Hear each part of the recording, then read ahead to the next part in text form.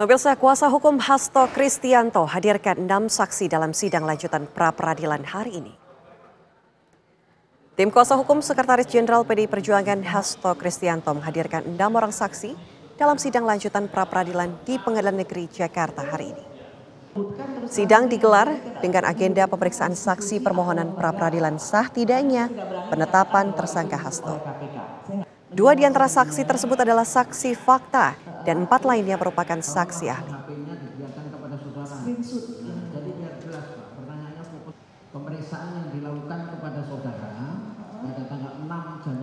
Pada sidang pra-peradilan di Pengadilan Negeri Jakarta Selatan Kamis kemarin, Biro Hukum KPK mengungkap bahwa Sekjen PDI Perjuangan Hasto Kristianto dan Harun Masiku melarikan diri ke Kompleks Perguruan Tinggi Ilmu Kepolisian ketika hendak ditangkap pada Januari 2020 lalu. Biro Hukum KPK juga mengaku tim penyidik mengalami intimidasi dari sejumlah orang saat akan melakukan upaya tangkap tangan. Saya mau hubungin apa gimana? Harus bilang, Bapak muncul sekarang, saya tunggu di dekat Tuku Umar, naik motor aja. And bilang, ya Pak. Harus bilang, yang di pompa bensin dekat Hotel Sofyan.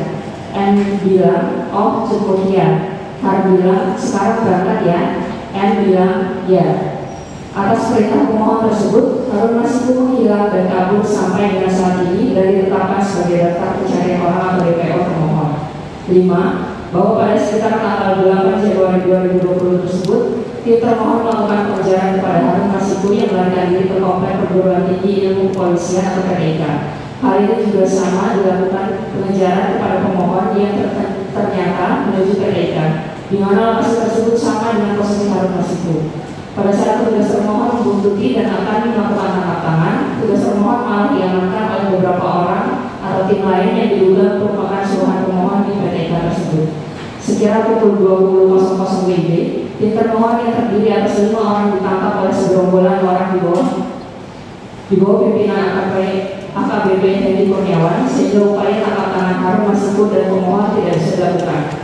Petugas termohon malah digeledah tanpa prosedur, diintimidasi dan mendapatkan kekerasan verbal dan fisik oleh Hendy Kurniawan IKK. Alat komunikasi dan beberapa barang yang petugas termohon tersebut diambil paksa, kemudian diminta keterangan sampai pagi jam 04.55 WIB. Bahkan petugas termohon dicari-cari kesalahan dengan cara dites urin narkoba, namun hasilnya negatif, dan baru dilepas setelah dijemput oleh Direktur Penyidikan pemohon.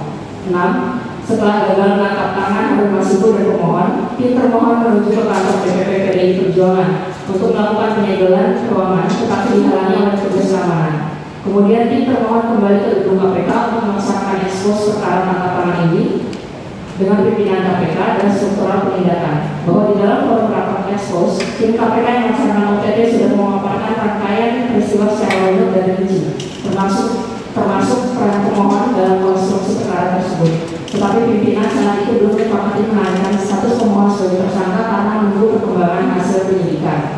Pimpinan KPK pada saat itu kemudian mengganti satgas penyidikan dengan satgas penyidikan lainnya.